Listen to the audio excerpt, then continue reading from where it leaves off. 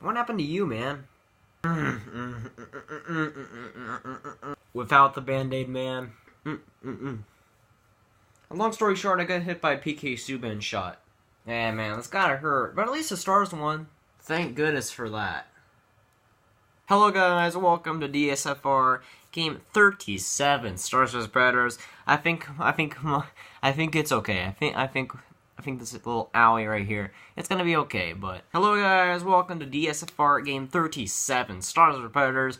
I think my injury, it's getting better. It's a game time decision tomorrow, but it's getting better.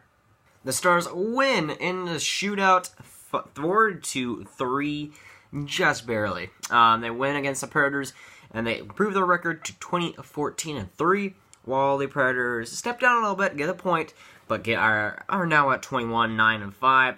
This was a huge win in so many ways. Now, this is going to be a shorter video, because I do want to get some sleep, and I do want to spend a little bit of time with family tomorrow instead of sleeping, so it is going to be a bit shorter. And before I get into it, I'm just going to give a round of applause for the Predators. What a game you played, and honestly, you guys should have won the game. Now, this game didn't start off all that well. Emelin comes in about 30 seconds into the period. The Predators just rush into the zone very quickly. Emelin comes into the zone, and then he just shoots on net.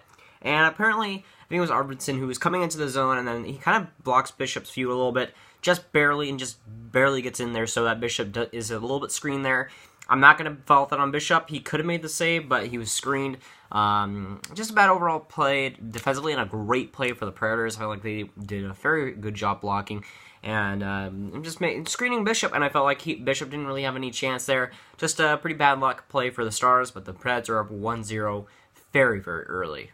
Now Fiala gets on a breakaway, and then Bishop somehow stops him with a glove, just a quick flick of the wrist, and then he gets it up there. Bishop just makes a save on that, and who knows what would have happened if Fiala gets that and makes it 2-0 for the Preds. It would have been a very, very different game, even though it would go 2-0 very quickly.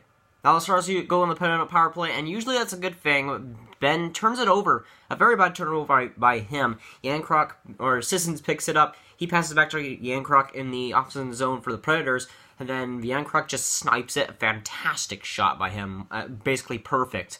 And he makes the Predators go up 2-0 on a shorthanded goal. Just a bad play by Ben. There's the 5th shorthanded goal allowed by the Dallas Stars, and that's just a beautiful goal by Yancroc. A fantastic shot, and really nothing Bishop could do there.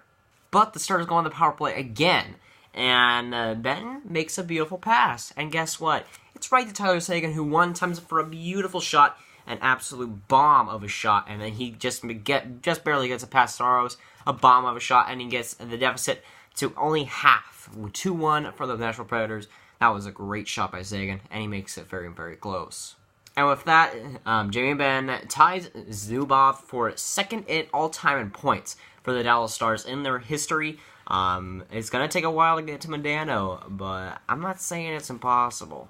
Can Jamie Benn pass Mike Modano? It's not impossible, and he still has some time left. So Jamie Benn definitely has some time here to make up ground on Mike Modano and maybe pass him. It's definitely possible.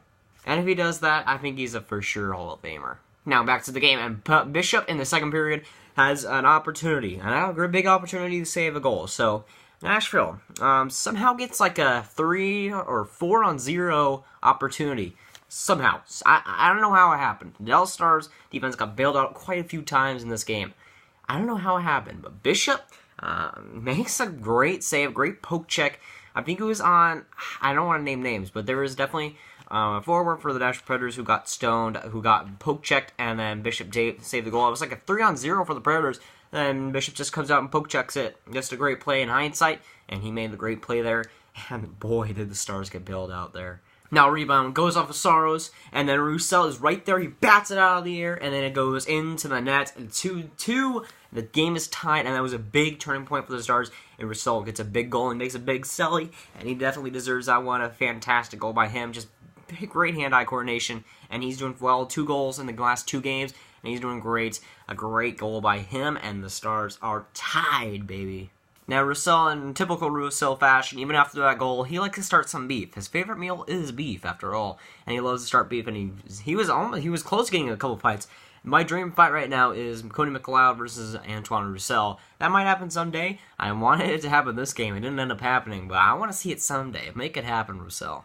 Now, shot in front, and Hansel is right in position in the slot, and then he gets a juicy rebound, and then he scores on it, makes it 3-2 stars, and a big goal, just a gigantic goal for the game, a momentum shifter in every sense of the word, and then he gets it, and then the AAC just goes erupt, and it erupts.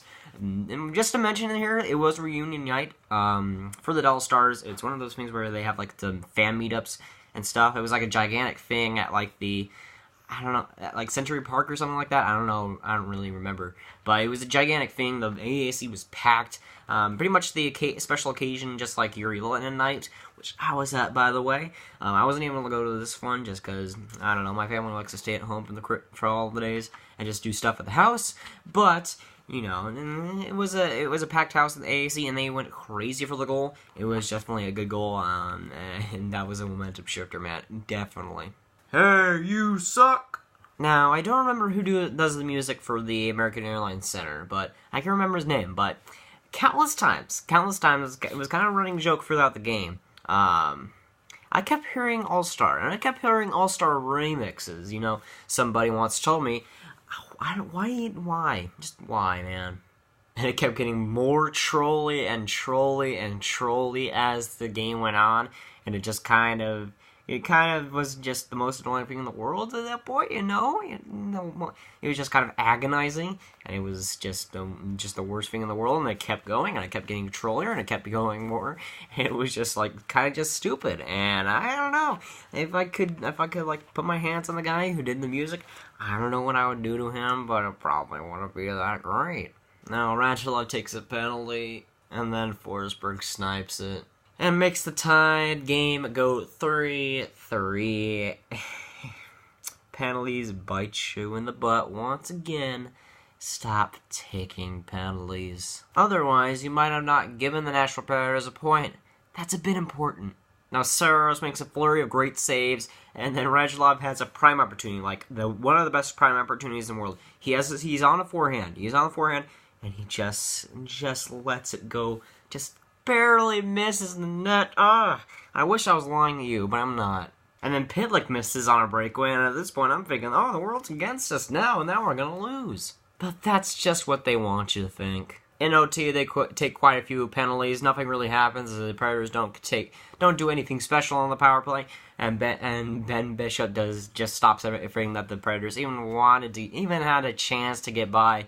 Them missing the net quite a lot, it didn't really help them. And then Sagan and Radulov score on the shootout, while the Predators don't even get a goal past Bishop. That's what I like to see. The Stars winning the shootout, the crazy shootout, whether you like it or not. It is the shootout, and it's going to be here, and you're going to have to like it. And the game ends a really entertaining game in the second period. The second period was ridiculous. The second period was just fantastic to watch. Third period, a little bit less so, but second period was amazing to watch, and just a blast to watch in general. A great game. And the Stars win. They didn't play particularly well. They allowed quite a few chances to the Predators. Like, just a heaping of great chances to them. But they didn't score, so it's a silver lining.